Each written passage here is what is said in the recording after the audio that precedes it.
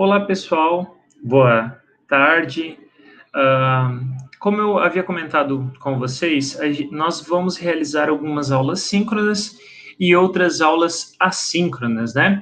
Nesta semana, então, a nossa aula é assíncrona. Por que motivo? Especificamente nessa semana eu vou estar apresentando um material teórico, né, conceitual.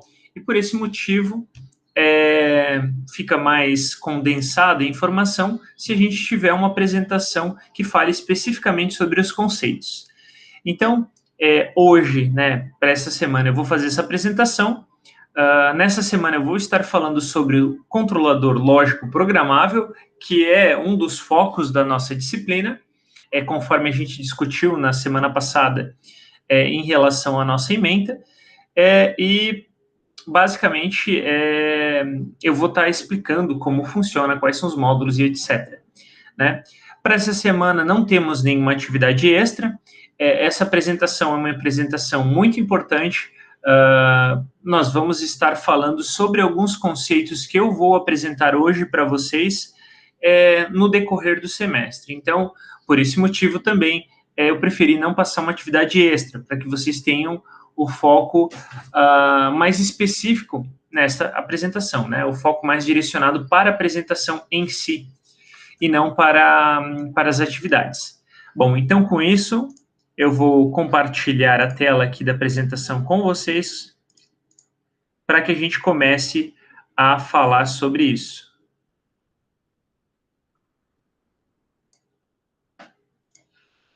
Então, temos aqui a nossa apresentação.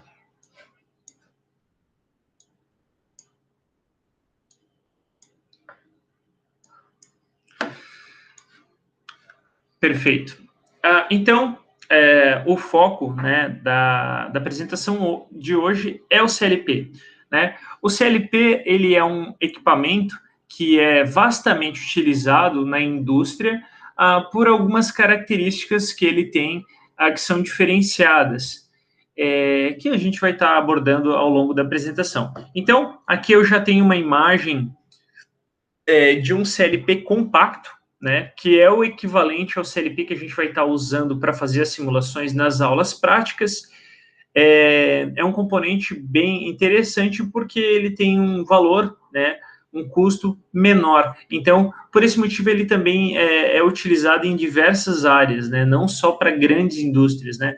O CLP de pequeno porte compacto pode ser utilizado para automação residencial, para pequenos processos industriais também, né? Não necessariamente precisamos de grandes CLPs. Né? O CLP, que é o controlador lógico programável, ele também pode ser chamado de PLC, que vem do inglês, né? Programmable Logic Controllers, né? Ou controladores lógicos programáveis, né? Aí a gente tem uma imagem de um CLP, neste caso, da marca GE. Então, vocês podem observar, neste CLP, é um CLP compacto. Nós temos uma entrada de 24 volts, ali, VDC, né, 24 volts. Desculpa, uma saída de 24 volts. Nós temos uma entrada de 110 a 240 volts ali embaixo e um aterramento. Então, percebam, né, neste CLP, é muito fácil de entender ele, né? Ele não tem muito segredo. Então, a gente tem a alimentação dele ali, né? Neste caso, neste CLP em específico, de 100 a 240 volts, né? Corrente alternada, conforme o símbolo, L de fase e N de neutro, né? E ao lado temos o aterramento do CLP. Em cima, a gente tem uma saída, né, de 24 volts. Essa saída é muito interessante para que sejam realizadas as conexões de entrada, né? Você não pode aplicar uma tensão muito alta na entrada do CLP, porque isso pode fazer com que ele queime. Então, é muito comum fazer jumpers ali e passar por relés de contato sólido ou por botoeiras, né, saindo do próprio CLP, para você não ter esse risco de você alimentar uma entrada com uma tensão muito alta, por exemplo, 220, e acabar queimando esta entrada do CLP, né? Então, tem que tomar esse cuidado quando você está fazendo a instalação de um CLP. Então, a gente tem diversas entradas ali na parte de cima, e na parte de baixo temos as saídas, né? Então, vocês podem ver ali, input, output, né? As informações importantes aqui, percebam que abaixo da marca e modelo ali, séries 900, né? Tem 8. Essas 8 são 8 LEDs que vão acender quando as entradas estiverem sendo acionadas, né? Isso é uma informação visual para o operador que facilita muito a utilização, né? Então, com isso você sabe se realmente está chegando alimentação naquela entrada ou se é a própria entrada do CLP que está com problema, né? Se você queimar uma entrada de CLP, como é que você vai saber se realmente está chegando alimentação? Então, você consegue verificar, né, além de estar testando a alimentação, você consegue verificar de forma mais visual através desses LEDs. Da mesma forma, os LEDs são acendidos ali na parte de baixo para output, né? Entretanto, temos 6 saídas, né? Então, a gente tem a saída e o comum, né? Porque para você fazer a saída é como se fosse um interruptor. Tem que ter a entrada e a saída propriamente dita. Então, entra no comum, né? E sai pelo Q1. Percebam que a Q3, Q4 e Q5 é a mesma conexão. Então, sempre vai ser assim, né? Quando a gente estiver falando de entradas, né? Desculpa, de saídas. Então, sempre vai ser como se fosse um interruptor. Por que o interruptor? Vou desenhar aqui rapidamente para vocês procurar entender melhor como que funciona a questão do interruptor, né? Vamos lá, vamos interromper o compartilhamento de tela e voltar para a câmera, né? O interruptor, olha só que legal. Se tivéssemos um quadro, eu faria no quadro. Ele tem a parte de cima e a parte de baixo. Quando você aperta, ele fecha o contato, né? Quando você fecha o contato do interruptor, ele acende a lâmpada, porque passa energia. A saída do CLP é a mesma coisa, né? Você tem o comum e a saída, né? Então, você pode estar usando esse CLP para uma ligação de diversas tensões, né? Dentro do aceitável para a saída. Então, o que você faz? Você conecta um lado da tensão e ao invés de apertar aqui, essa informação vai ser uma informação que vai ser gerada pela automação que você realizar dentro da programação do CLP. E na parte de baixo, então, vai sair a alimentação quando essa saída for acionada ou não. Então, é assim que funciona essa conexão. Por isso que tem o comum ali, né? E a saída propriamente dita, né? O comum pode ser uma alimentação. Por que existem o comum ali do 1 e do 2 separados, né? Do comum do 3, 4 e 5? Porque você pode estar ligando diferentes tensões, né? Então, se você quiser fazer uma alimentação diferenciada para acionamento de máquinas ou comandos, né, de tensões diferentes, você pode estar usando o comum de forma diferenciada neste CLP em específico. Então, vamos voltar para a apresentação aqui. Aqui. Bom, então passamos, esse é o nosso CLP, né? Ele tem esta cara. Passando a seguir. Então, o CLP, ele nasceu na indústria automobilística, né, americana. Ele nasceu especificamente na Hydronic Division da General Motors, em 68, né?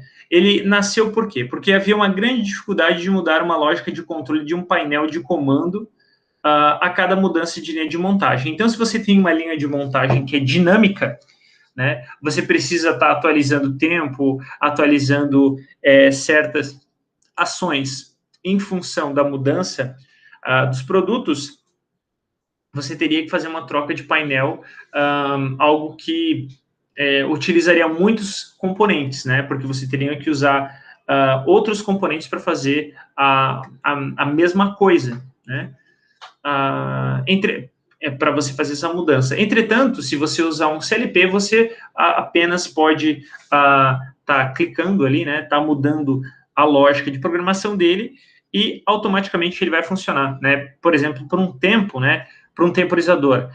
Num temporizador que está na sua linha de produção, você tem que fazer um ajuste, né, com uma chavezinha. A gente chama essa chave geralmente chave de Born, né, que é uma chavezinha com uma ponta bem fininha que você faz o ajuste do tempo ali em função do que você precisa, se ele for físico, né.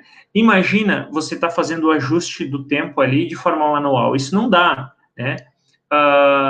Então, o que você faria, você colocaria 2 temporizadores. Para 2 temporizadores, você tem que separar, para ser mais dinâmica, né, essa produção, você teria que separar esses painéis, e com isso você teria grandes gastos, diversos painéis e vários componentes que poderiam gerar falha.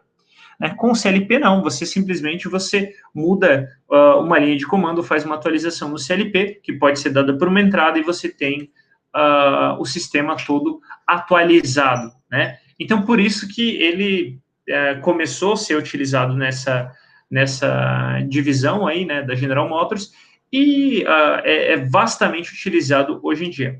Né? Então, essas mudanças implicam em altos gastos de tempo e dinheiro, né? Por isso que o CLP é muito interessante, né? Porque essa mudança de lógica, ela se torna difícil, né? Complicada, se você está usando muito componente, né? Porque muita coisa pode dar problema.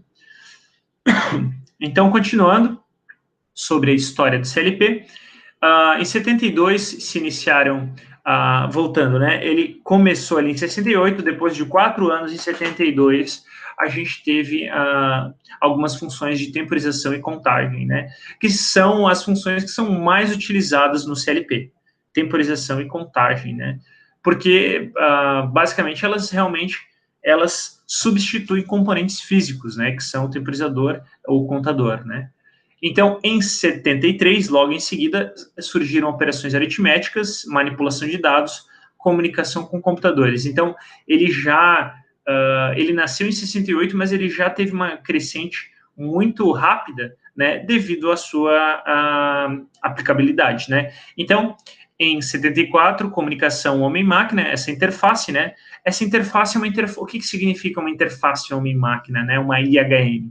É uma interface na qual você não precise de um computador, né, para estar programando e descarregando a programação do CLP. Você não precisa de um engenheiro especialista, um programador, né, para fazer uma linha de comando. Você tem uma interface amigável, na qual o próprio operador pode fazer uma atualização, né, de parâmetro no equipamento. Isso é uma interface homem-máquina, né, uma interface amigável aí para que seja feita uma atualização no que você está fazendo.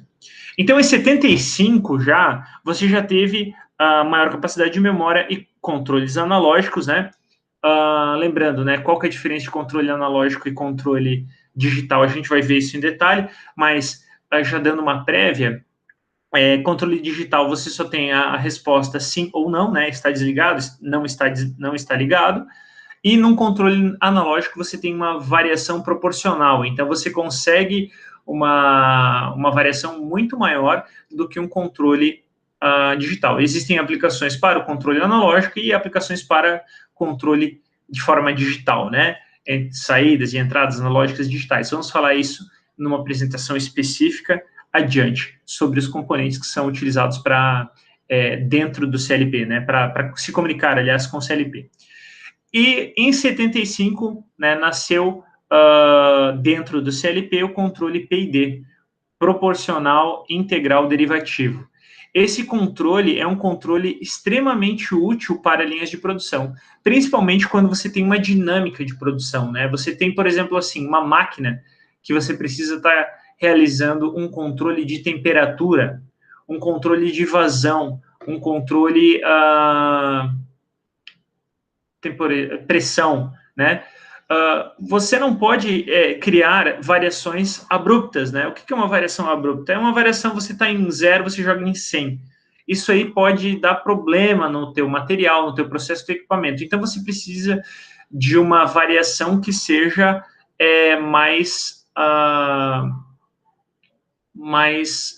que não tenha um sobressinal, né? Que não tenha um grande impulso além do que você quer. Então, quando você, como é que se faz esse controle? Quando você tem um controle muito alto, você tem uma variação gigantesca, você tem um sobressinal, e com isso e com o tempo estabiliza.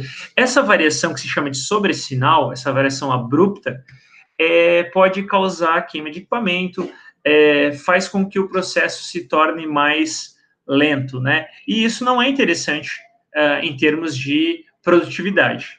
Então, o controle PID, ele faz com que, através de uma operação matemática, você tenha uma redução nesse sobressinal e você tem uma estabilidade mais rápida, né? Então, o controle PID é um controle que é muito utilizado hoje na indústria, né? Já é um processo comum, né? Que surgiu em 75. Então, já em 75, o CLP já estava com um controle, assim, muito útil, né, para processos produtivos, que a gente usa até hoje em dia. Bom, então em 79 e 81, houveram mais módulos, né, módulos remotos, módulos com capacidade de controle de posicionamento, né, controle de posicionamento que seria, né, seria, hoje, o que a gente tem na indústria automotiva, né, a gente está falando de indústria automotiva, os robôs, né, então um robô é um equipamento que ele tem controle de posicionamento, né, também temos motores de passo, quando você precisa ter um controle muito específico, né, isso é interligado com robótica, né, de um equipamento, então, para isso serve esse controle de posicionamento, né, para você ter uma automação mais precisa. Então, dando sequência, o CLP, ele pode ser compacto ou modular. O compacto eu mostrei para vocês ali naquela primeira imagem e fiz uma explicação inicial, né? O modular, ele é separado em partes. Então, ao invés de você ter tudo em um equipamento compacto, você pode estar adquirindo, né? Ele de forma separada. Então, o modular, são CLPs de maior capacidade, né? Então, você pode estar comprando chassis maiores para estar colocando mais módulos. Então, você não fica preso à capacidade de módulos, né, de entrada, de saída, do que você precisar de um CLP compacto, né, que são fixos. Então, você pode estar adquirindo esses cartões de entrada e saída, que são aqueles cartões I/O, de acordo com a sua necessidade. Então, além disso, né, desses cartões vai ter que ter um processador, que vai ser o CPU, o cérebro ali onde tudo acontece, uma unidade de programação, que vai ser essa interface para que você possa estar fazendo a programação do CLP, e o chassi, que é a parte fixa onde tudo fica. E a alimentação, a fonte de alimentação. Então, em detalhes, a alimentação, o foco da alimentação do CLP é para que você tenha energia para todos os módulos, né, que ele tem. Então, essa alimentação pode ser em 24 volts ou em 110, 220, depende do tipo do equipamento. Então, a escolha depende da potência, a escolha da potência dessa fonte depende da soma das correntes, né, ou seja, da soma das potências de todos os módulos. Então, dependendo do módulo, você vai ter a necessidade de ter uma fonte maior. Neste caso, a gente tem uma fonte também da GE, como exemplo aí, Power Supply, então, fornecimento de energia, série 9030, né? Então, a gente tem essa fonte aí. Essa fonte, ela tem saídas tanto em 110, 220, como em 24 volts, como vocês podem observar na imagem ali. Perfeito. A princípio é isso. Perfeito. Então, temos o rack, né, que é essa parte fixa, que concentra todos os módulos, permite suspensão, sustentação, né, proteção e aos outros módulos. Então, ele é muito parecido com um computador, com um desktop, né, que você tem o rack, né, ou seja, o CPU ali, onde você coloca os módulos, as placas, né, de acordo com a sua necessidade. Prevê conexões para dados e alimentação, possui slots variados, né, ranhuras, de acordo com a sua necessidade. Permite interligação com outros módulos. Então, é possível que você ligue um rack com outro rack, né? Temos agora falando dos cartões I/O, né, ou cartões de entrada, input, output, né? Esses cartões, eles são divididos em equipamentos digitais e equipamentos analógicos, né, devido essa característica de ser sim ou não como entrada lógica ou uma variação como entrada analógica, né? Então, temos a entrada digital ou entrada analógica. E assim também temos entrada e saída, saída digital e saída analógica. Então, aí tem um exemplo de cartões, né?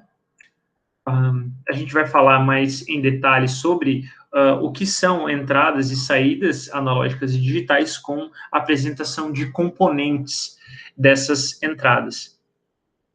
Pessoal, informação muito importante, né? Estes componentes que eu vou estar apresentando para vocês vão ser os componentes que serão necessários estarem sendo apresentados no projeto final de vocês.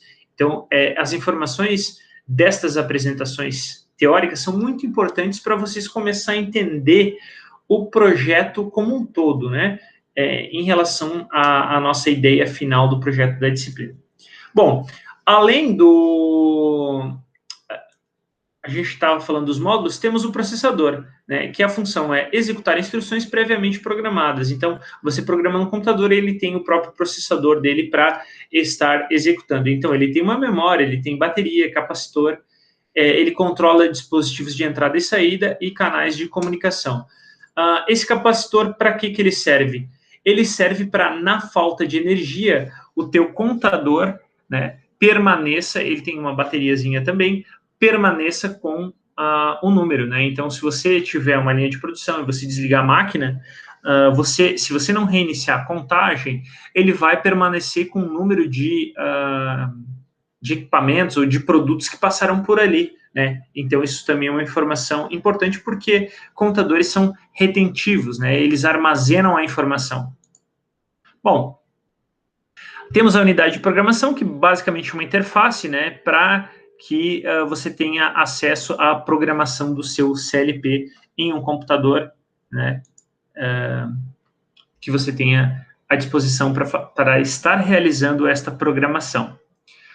Então, vamos falar agora sobre essas variáveis, né, que tem esses tipos de variáveis. Então, variáveis digitais, variáveis analógicas. Informação muito importante para a nossa disciplina, porque são componentes que são integrados à automação que são consideravelmente importantes. Aí eu apresentei uma imagem.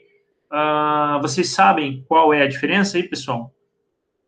Vamos lá. Talvez alguém possa colocar no comentário a diferença. A diferença é a seguinte, pessoal. A entrada digital, né, como ela é, ou saída digital, isso são variáveis, né, pode ser entrada ou saída, ela vai estar ou ligada ou desligada. Então, é um botão que você aperta e se você soltar, você não está mais apertando. Ela funciona dessa forma, né? Então, ou é uma saída que está ligada ou desligada, o motor liga ou desliga. Não existe uma rampa de aceleração. Então, isso é uma variável lógica, sim ou não, né? Que é, neste gráfico, representada por a letra B, né? Então, essas são as variáveis digitais. As variáveis analógicas são aquelas variáveis que têm uma variação ao longo do tempo, né? Então, ela varia de acordo com a proporção, né, da escala que você tem. Então, geralmente, esses CLPs têm uma entrada de 4 a 20 miliamperes e fazem uma conversão para qualquer unidade de medida, qualquer equipamento que você esteja utilizando. Por exemplo, um termopar, ali para medir temperatura, é que você tem uma escala de, vamos lá, de 200 graus negativos até 800 graus, né? Então, você tem uma escala gigantesca, você converte essa escala na escala do CLP e o CLP vai interpretar essa variação de forma analógica, ou seja, ele vai saber quando você está a 100 graus, quando você está a 200, quando você está a 300, né? Claro, isso dependendo do equipamento. Então, você vai ter um conversor que vai jogar isso para o CLP, ele vai interpretar. Então, a grande diferença é essa, né? Numa entrada ou numa saída digital, você só vai ter ligado e desligado. Em uma saída analógica, você vai ter uma grande variação, né, que vai depender da escala do que você estiver medindo ou da escala do que você estiver gerando como resultado. Como assim? Medindo, no caso, seria medindo, por exemplo, temperatura, né? Agora, gerando como resultado, o que seria isso? Seria, por exemplo, você tem uma válvula proporcional. Por exemplo, você tem uma usina hidrelétrica que você tem que controlar a vazão de água que está passando ali pelo conduto forçado. Então, você pode abrir essa válvula de forma proporcional. Está aberto 30%, está aberto 40%, está aberto 50%, 70%. Então, essa proporcionalidade, né, que neste caso seria para uma saída, é dada por essa variável analógica, né? Então, essas entradas digitais, elas também podem ser ditas como discretas, né? Significa a mesma coisa. São aquelas que fornecem apenas um pulso ao controlador, ou seja, elas têm apenas um estado ligado ou desligado, como eu falei anteriormente, um nível alto, nível baixo, que trabalha com 0 e 1. Né? Então, por isso é uma informação binária, né? 0 e 1. Alguns exemplos são botoeiras, sensores indutivos, sensores capacitivos e chaves de fim de curso. Então, isso são entradas digitais. Aí a gente tem uma imagem com algumas entradas digitais.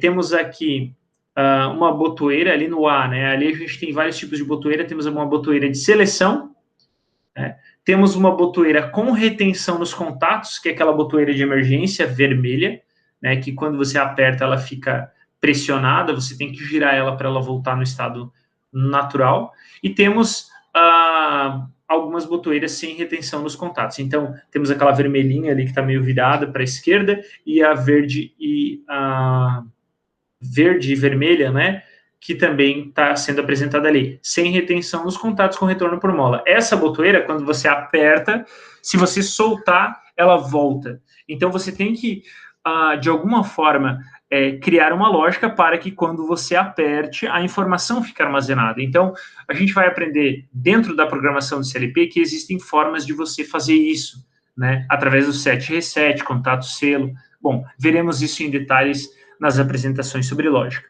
Temos no B ali, isso pode representar uma chave fim de curso, né? Existem diversos tipos.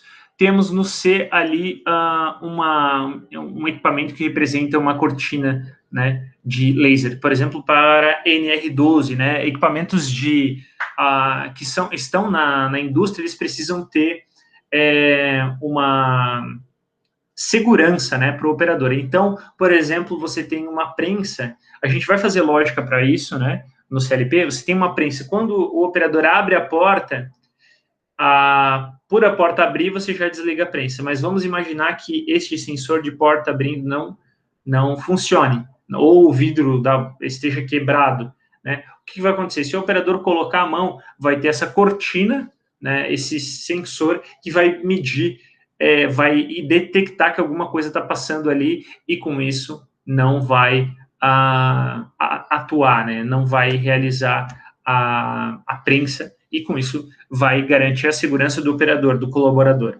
Né? Então aí a gente tem alguns exemplos de entradas digitais. Bom, agora partindo para entradas analógicas, né? O que são entradas analógicas? Bom, as entradas analógicas medem grandezas de forma analógica, como o próprio nome diz, né? Para trabalhar com isso de entrada, você precisa de conversores. Aquela questão que eu falei ali sobre você ter uma escala de medida, né, que o CLP não vai entender. Então, o CLP ele vai estar interligado, vai ter uma conexão que vai ter um padrão de medição. Então, você vai ter que ter um conversor para você converter essa temperatura, por exemplo, né, para um padrão aceitável para o CLP e para que o CLP possa entender isso. Atualmente no mercado, os conversores são de 10 bits, são os mais populares, né? Então, isso é o número de variações que tem ali, né? As principais medidas feitas de forma analógica são temperatura e pressão. Essas são as principais, mas vazão também poderia ser uma, né? Como exemplo, sensores de pressão, termopares. Então, vamos lá para os exemplos. Então, aí a gente tem alguns termopares flexíveis, né, diversos tipos, e a gente tem aí um sensor PT100, né, que é um tipo de sensor termopar também de temperatura, né? Então, este sensor, todos esses sensores não estão com é o conversor, né? Você, além desse sensor, vai ter um conversor para o CLP. O conversor é um equipamentozinho separado ali para fazer essa conversão para um número aceitável para o CLP. Certo? Tranquilo até aí, pessoal? Essa parte é uma parte teórica, mas ela é extremamente importante para que vocês consigam entender o nosso projeto, né? Entender a disciplina.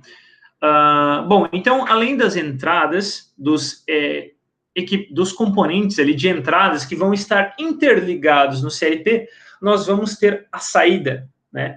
A saída, elas podem ser também discretas, né, ou digitais, ou analógicas. Então, discretas e digitais são a mesma coisa, analógicas é outra coisa. Então, vamos começar pelas saídas digitais, né? São aquelas que exigem do controlador apenas um pulso que determinará o seu acionamento. Então, algo que você precise somente de um pulso para ligar ou desligar. Como exemplo, temos contatores, que acionam motores de indução ou válvulas eletropneumáticas. Então, se você quer ligar o que é um contator, né? Contator é um componente na automação que você utiliza para você acionar uma máquina de grande porte, né? Você não pode ligar o teu CLP diretamente numa máquina de grande potência. Por quê? Porque o CLP tem uma capacidade pequena da saída, né? E, tipicamente 2 amperes. E uma máquina em uma indústria pode estar utilizando muito mais potência, né? 10, 20, 30, 100 amperes. Né? Com isso, você não pode ligar de forma direta. Então, para isso, você tem o contator. Então, você liga essa saída do CLP no contator e o contator aciona esses contatos, né? De ligar e desligar de uma máquina de um grande porte. Então, assim, através da automação, você consegue fazer o controle de uma máquina de grande porte, né, com saídas digitais, por exemplo. E você tem as válvulas eletropneumáticas, né, que são muito utilizadas em linha de produção para estar tirando o produto, por exemplo, da linha, tá realizando essas manobras, né, na linha de produção. Perfeito? Então, vamos dar sequência. Aqui a gente tem alguns componentes, né, que podem ser entendidos como saídas que são discretas. Então, a gente tem um motor ali, né? Lembrando, o motor não vai ser diretamente ligado ao CLP, mas ele ou está ligado, né, ou está desligado, considerando uma partida direta. Por que considerando uma partida direta? Porque ainda existem conversores que você pode estar utilizando para o motor para reduzir velocidade, ter controle de torque, etc., né? Então, a gente tem ali à esquerda os contatores, né, que são esses componentes que são usados para aumentar a capacidade de corrente. Não necessariamente eles precisam estar ligados em motores, né? Você pode ter acionamento de outros componentes de alta potência através dos contatores, né? Então, a gente tem ali alguns exemplos, né? Temos da marca WEG ali em específico. A parte de baixo ali tem um pequenininho, aquele pedacinho de contator, ele vai em cima do bloco do contator, né? Então, no contator, existem contatos de potência e contatos auxiliares. Aquele pequenininho ali, ele vai sobre o contator e é um contato auxiliar. Então, se você está querendo, por exemplo, acionar uma lâmpada quando o motor liga, e você não necessariamente você quer utilizar mais uma saída do CLP, porque as saídas do CLP, elas são limitadas, né? Você gasta mais para ter um CLP maior. Então, você pode usar um bloco que nem aquele ali, né, com contatos auxiliares para ligar uma lâmpada, indicando que o motor está desligado, indicando que o motor está ligado, indicando que está desenergizado. Então, você pode associar essas informações do processo dentro de um contato auxiliar, né? Sem a necessidade de ser um contato de potência. Por quê? Porque o contato de potência ele é mais robusto, né? E ele está ali para ligar máquinas de grande porte. E ali à direita, embaixo, temos válvula eletropneumática, né? O que é uma válvula eletropneumática? É uma válvula que, através de um contato elétrico, ela abre ou fecha, né? Liberando o ar, né? Ou seja, a parte pneumática, fazendo o vamos falar de forma mais adequada, né? Fazendo o acionamento da parte pneumática, ou seja, abrindo ou fechando uma válvula. Para quê? Para que, por exemplo, essa válvula faça que um pistão seja acionado e tire um produto da linha de produção. Então, é assim que funciona a válvula eletropneumática. Você, através de um comando elétrico, faz o acionamento pneumático da válvula. Então, além da ligação elétrica que você precisa utilizar para o acionamento da válvula, você tem que ter a parte pneumática, né? Ou seja, o ar comprimido ali chegando nela para que ela funcione. Certo? Dando sequência, então, a gente tem as saídas analógicas. Bom, as saídas analógicas, agora a gente está falando mais em detalhe, eu falei anteriormente já, mas vamos lá. As saídas analógicas, como dito anteriormente, elas funcionam de forma similar. Necessita de conversores digitais para analógicos, né, para trabalhar com esse tipo de saída. Os exemplos mais comuns de saídas digitais, analógicas, são válvula proporcional, acionamento de motores vetoriais, display gráficos, entre outros. Então, o que é uma válvula proporcional? Vamos ver, eu acho que eu tenho imagem aqui, não tenho de todos, né? Então eu vou primeiro explicar. Válvula proporcional é uma válvula, aquela que eu falei lá da hidrelétrica, né? Você precisa, mas não necessariamente precisa para uma hidrelétrica, né? Pode ser um processo menor, mas você precisa ter uma válvula que abra de forma proporcional, né? Ela não abre só e fecha, ela pode abrir um pouquinho para liberar menos água ou um fluido. Ou ar, que seja, né? Mas ar não faz muito sentido por causa da questão da pressão, mas um fluido em si, né? Então, a gente tem o acionamento de motores vetoriais, que é aquela questão que eu falei de controle de posicionamento, né? Que a gente estava falando lá no histórico, que é muito importante hoje para essa automação mais precisa, né? A gente está entrando na indústria 4.0, então precisamos de um nível maior de automação, né? Que pode ser proporcionado com motores DC, motores vetoriais. O que é um motor vetorial? Ele tem um ângulo de atuação vetorial, né? Então, ele tem um ângulo com alta precisão. Então, ele trabalha com alta precisão. E esses display gráficos são apenas informações, né, do que está acontecendo. Então, você consegue interligar. Geralmente, esses displays gráficos estão associados a CLPs de maior porte, né? A gente tem, então, a válvula, aí uma imagem da válvula proporcional e deste conversor, né, digital analógico. Bom, fechamos, então, né, na questão do CLP relacionada a componentes, né? Então, a gente tem de forma resumida, temos as entradas, temos as saídas, temos o CLP. Bom, e como é que funciona essa conexão? Como é que funciona a programação? É o que eu vou falar, né, em seguida. Então, a gente tem alguns tipos de linguagem de programação. Eu vou falar mais específico da linguagem ladder. Então, para a programação do PLC ou CLP, né, PLC vem do inglês, ou seja, a criação de inteligência entre aspas, né, porque não é bem inteligência. É preciso termos como ferramenta uma linguagem que seja inteligível para o programador e lógica para o equipamento, né? Então, o que isso significa, né? Essa definição eu peguei de um livro. O que significa essa definição? Para o CLP funcionar, você precisa que o operador entenda o que está acontecendo, né? E a programação entenda o que o programador está querendo fazer, né? Então, tem que ser uma linguagem acessível. A primeira linguagem criada para programação de CLPs, né, PLCs, foi o ladder, né? O fato de ser uma linguagem gráfica baseada em símbolos semelhantes aos encontrados nos esquemas elétricos, como contatos e bobinas, foi determinante para a aceitação do PLC, ou CLP, né? Aqui eu estou deixando o PLC em inglês, mas por técnicos e engenheiros acostumados com sistemas de controle, e ainda é a mais usada. Então, pessoal, essa linguagem, né, ela é a mais usada atualmente e ela vai ser o foco da nossa disciplina. Então, nós vamos desenvolver os nossos programas para o CLP utilizando a linguagem ladder. Existem outras linguagens, mas a mais utilizada hoje, e por ela ser uma linguagem muito fácil de se entender, é a linguagem ladder. Opa, passei.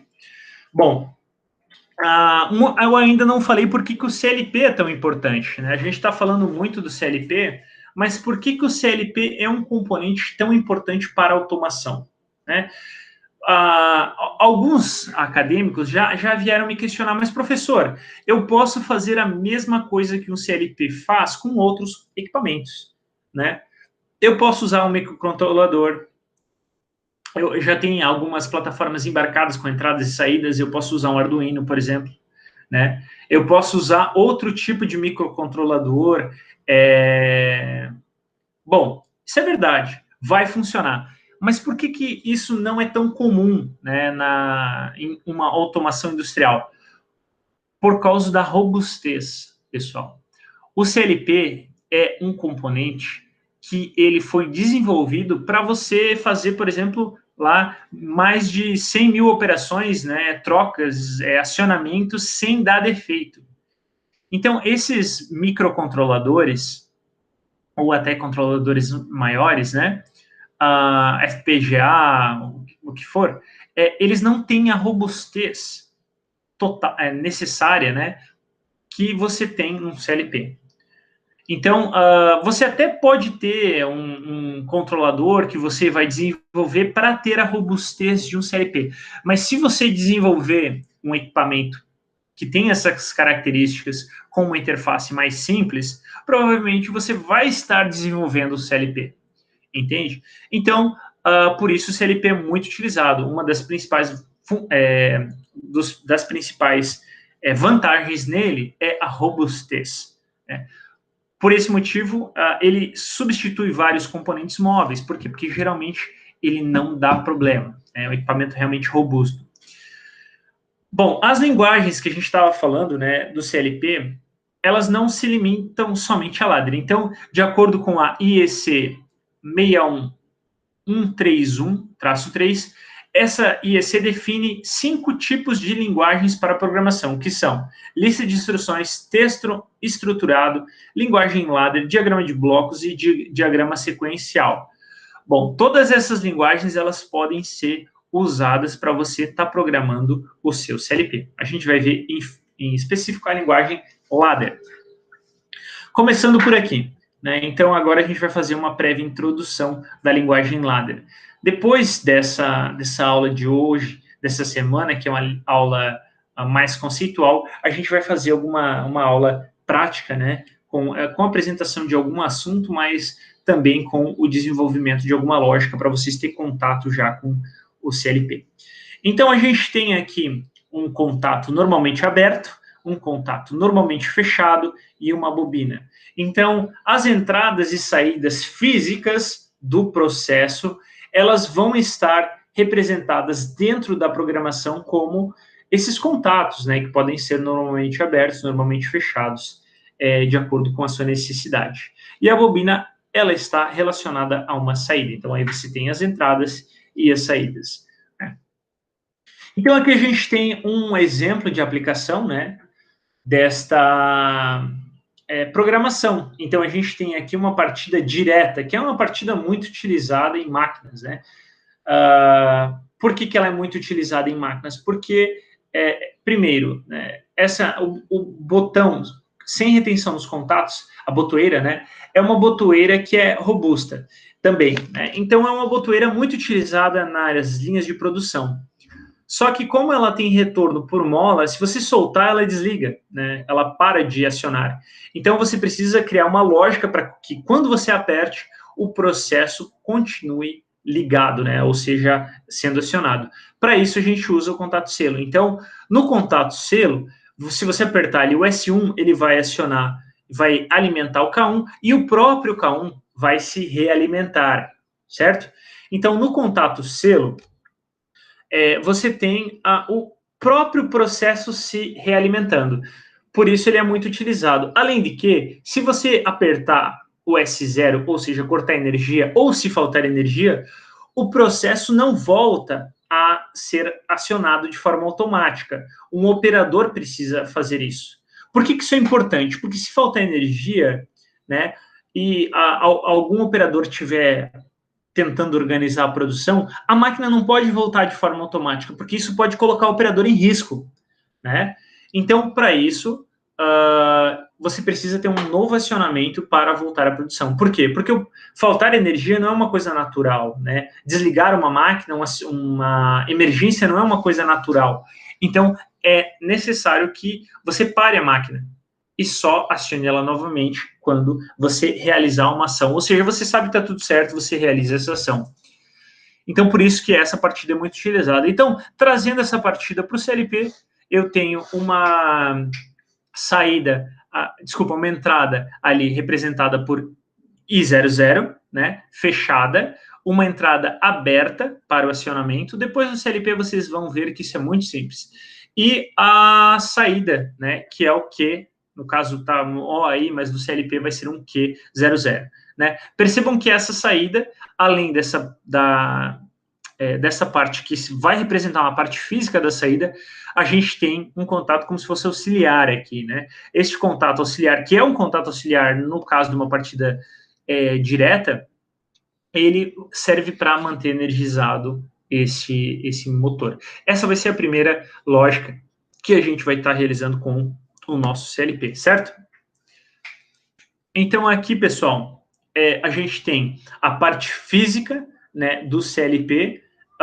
Temos aqui as entradas, né, em 24 volts, então ali I0, I1, I2, I3, todas essas entradas estão ali representadas com uma alimentação de 24 volts. Então, lembra naquele primeiro CLP que tinha uma saída de 24 volts? É para que você alimentasse a entrada direto passando por uma botoeira e você não tivesse o risco de queimar o teu CLP, né? Então, muitos CLPs têm essa alimentação 24 volts em corrente contínua. Por esse motivo, você tem uma saída ali próximo, uma saída de tensão fixa próxima às entradas, né? Na parte de baixo do CLP, você tem as saídas, né? Percebam que essa saída é ligada numa bobina, né? E essa bobina faz o acionamento daquele contato azul, né? Então, o contato azul ele pode abrir ou fechar, né? Esse contato é um relé que vai estar dentro do teu CLP. Então, essa ação aqui vai estar dentro do CLP. Lembram que quando eu mostrei para vocês as saídas, tinha duas, né? Tinha o comum e tinha a saída propriamente dito? Então, o comum é para que você possa fazer alimentação. Por exemplo, esse 220 que está representando a alimentação, né? Em um lado da saída.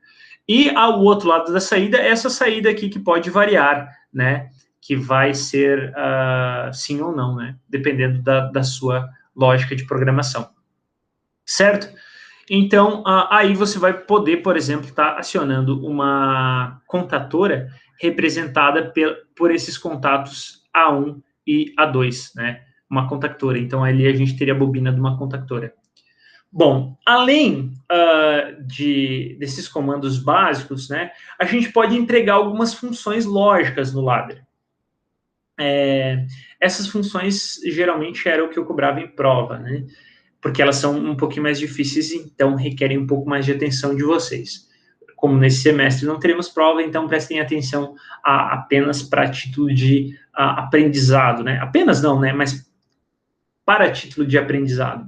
Então, assim, existem combinações de NA e NF que servem como orientação para o projetista programar circuitos lógicos. Então, a gente tem função E, temos função OU, temos função não e função não ou e inversora, certo? Então, aqui temos uma função E, que significa que se a gente tiver duas entradas, né, nós temos que ter as duas sendo acionadas ao mesmo tempo para que seja acionada a saída. Pessoal, isso aqui vai fazer muito mais sentido quando a gente tiver programando na nossa próxima aula o CLP. Então, hoje eu vou passar um pouco mais de forma dinâmica, mais para explicar para que serve. E na aula propriamente prática a gente vai usar. Então, para que serve isso aqui? Para que serve essa entrada E? Por exemplo, você tem uma prensa hidráulica, que você precisa que o acionador use as duas mãos para acionar duas botoeiras separadas ali, né? Para que não exista o risco de ele estar com uma mão acionando a botoeira e com a outra mão na prensa, né? Ou então é uma lógica criada para a segurança quando você tem, por exemplo, uma prensa que você não pode ter o risco de o operador tirar a mão da botoeira, né? Temos uma lógica OU aí representada, então ou um ou outro entrada estando acionada, você tem um resultado positivo.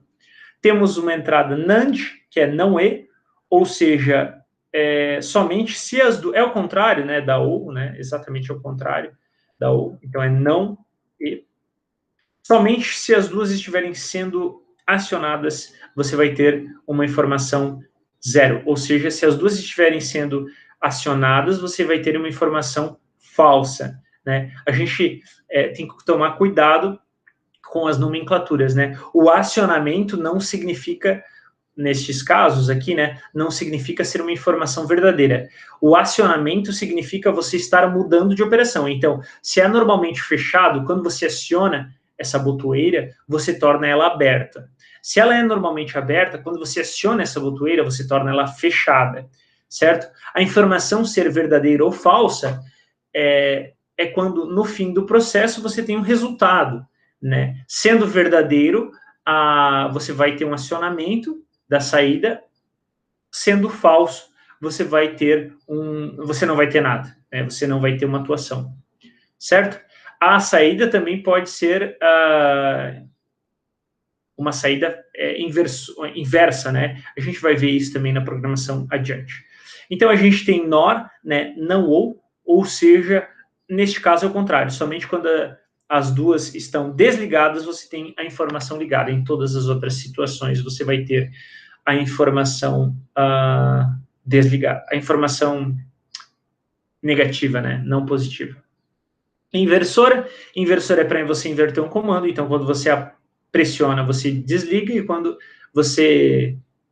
então, quando você pressiona, você tem uma informação negativa, e quando você não pressiona, você tem uma informação positiva. Ela é exatamente para uma função inversora. Então, para que serve isso? Para acender uma lâmpada quando você desliga a máquina, né? Por exemplo. A gente tem o circuito selo, que eu já falei na apresentação, naquele exemplo lá. Então, os selos são combinações básicas entre elementos, vai ser o primeiro comando que a gente vai estar utilizando, e são destinados a manter a saída ligada, né, quando se utilizam botoeiras. Com as duas chaves pressionadas, o circuito selo estará desligado, e esse circuito selo, como eu já havia comentado, é muito utilizado por questões de segurança. Aquela questão que eu falei anteriormente de você ter desligado, né, por alguma emergência ou por uma falta de energia, o processo estar parado e você não poder estar realizando o reacionamento dessa partida de forma automática, né, porque você pode estar despreparado para esse acionamento. Então, é isso que acontece, né? Você precisa dar um novo comando para o acionamento. Beleza, pessoal? Então, para esta semana é isto, certo? Eu vou estar programando uma atividadezinha aí para complemento e para fixação destes conceitos no Moodle. E nessa semana a nossa aula vai ser assíncrona, então vocês podem assistir em qualquer horário a aula, e ela vai ficar à disposição de vocês, por ser uma aula mais conceitual, né? Que não exige tanta discussão. Quando a gente começar a fazer as aplicações dos conceitos, né, e as aulas práticas, daí a gente vai precisar fazer uma aula síncrona, certo? Muito obrigado e boa semana para todos aí. Tchau, tchau.